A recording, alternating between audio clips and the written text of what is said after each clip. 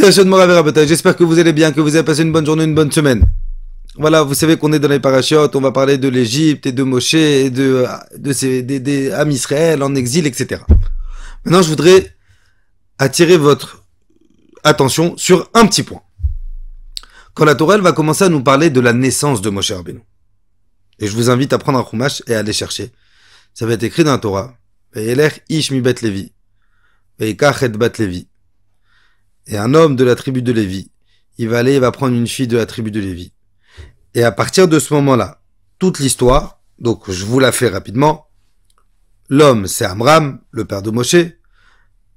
Faut savoir que Amram, il fait partie des personnes qui ont jamais fauté de leur vie.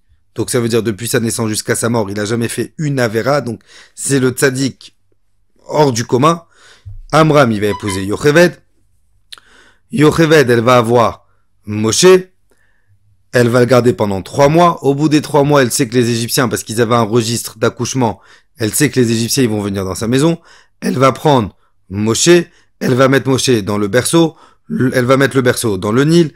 Il y a la sœur de Moshe, donc qui est Myriam, qui va surveiller le bébé. Il y a la fille de Paro qui s'appelle Batia, qui va récupérer le bébé, qui va récupérer Moshe. Myriam, elle va proposer à Batia d'amener une nourrice. Donc Myriam, dans sa tête, la nourrice, ça va être sa mère. Donc Myriam, elle va appeler Yocheved. Et comme ça, Yocheved, elle va pouvoir allaiter Moshe, rester en contact encore un peu avec son fils, quand Moshe, il est déjà dans la maison de Pharaon. Ok? En gros, ça, c'est l'histoire de la naissance de Moshe, jusqu'à ce que Bitia, la fille de Paro, elle récupère Moshe Rabbeinu. Maintenant, ce qui est intéressant, et je vous invite à prendre le chumash, c'est qu'à partir du moment où ça va être écrit Ve'elech ish mi bet Levi, et il va y avoir un homme de la tribu de Lévi, donc qui est Amram, et il va épouser une fille de la tribu de Lévi. Jusqu'au moment où on termine cette histoire et que Bitia va nommer Moshe, il y a peut-être une quinzaine de psukim, il n'y a aucun prénom des protagonistes.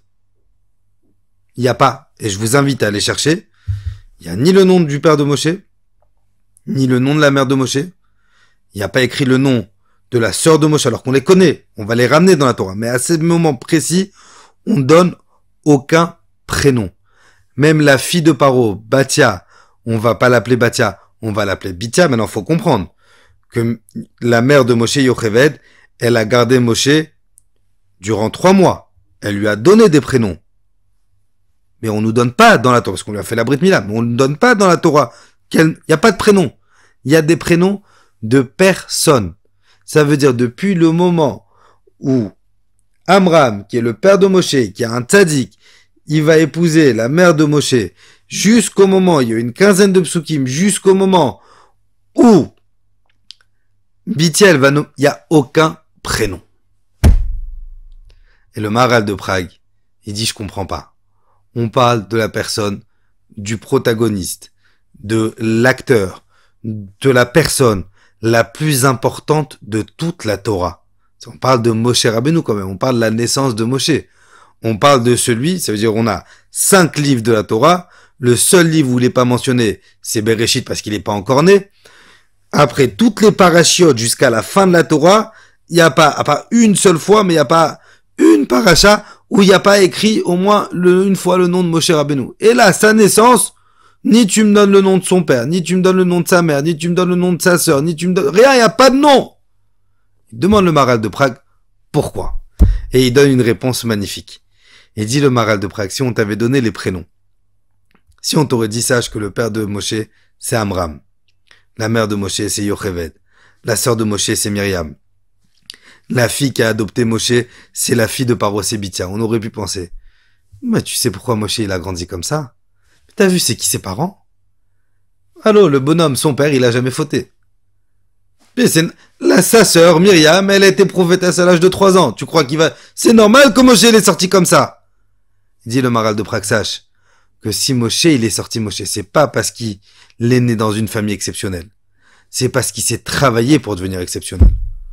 On a tous en nous le potentiel d'être exceptionnel. Et malheureusement, combien de fois ça revient à cette réponse? j'ai pas été éduqué dans, et je suis pauvre parce que ma famille elle est pas riche, et il y a d'autres qui sont avec une cuillère en or dans la bouche, et lui il est religieux parce que son père c'est un rabbin, il a un barbu jusqu'à sa barbe elle est jusqu'au sol, et lui il est comme ci, et lui il est comme ça. Kadosh Baruch Hu, il veut t'apprendre sache que si Moshe il est devenu Moshe, c'est pas par rapport à ses parents. C'est pas parce que si on t'avait écrit le nom de ses parents, alors on t'aurait dit ah bah il est devenu comme ça parce que son père et sa mère ils sont comme ça. Non, pas du tout. Si Moshe il est devenu Moshe, c'est parce qu'il s'est travaillé toute sa vie, sans travail, sans effort, sans sacrifice, sans conviction, et encore, et encore, et encore, et encore, et encore une mitzvah, et encore une bonne action, et encore, même pour le travail, et encore je vais faire des heures en plus. S'il n'y a pas de travail, s'il n'y a pas d'effort, on peut pas réussir. Tu veux savoir, il dit le Maharal de Prague, comment Moshe il est devenu Moshe? Pas parce que son père c'est un tzaddik, pas parce que sa mère c'est une tzadékette, pas parce que sa sœur c'était une prophétesse, pas parce que sa mère adoptive c'était la fille de Paro et qu'il était riche, non. Moshe, on t'enlève tous les prénoms pour pas que tu crois que c'est grâce à eux. Si Moshe il est devenu Moshe, c'est parce que Moshe il s'est travaillé sur lui pour devenir Moshe.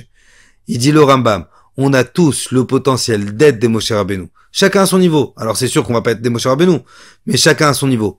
Que ce soit dans le matériel ou dans le spirituel. On a tous le potentiel de réussir. Et même si on n'a pas reçu les ustensiles, de par notre famille, de par notre niveau social, de par notre niveau de religieux, de par notre niveau de peu importe, si moi je décide que je vais réussir, eh ben je peux réussir Bezrat Hashem. Je vous souhaite Bezrat Hashem une bonne journée, une bonne semaine, et qu'on ait le mérite Bezrat Hashem de voir Mashiach Tzidkenu B'Mehera B'Yameinu. Amen.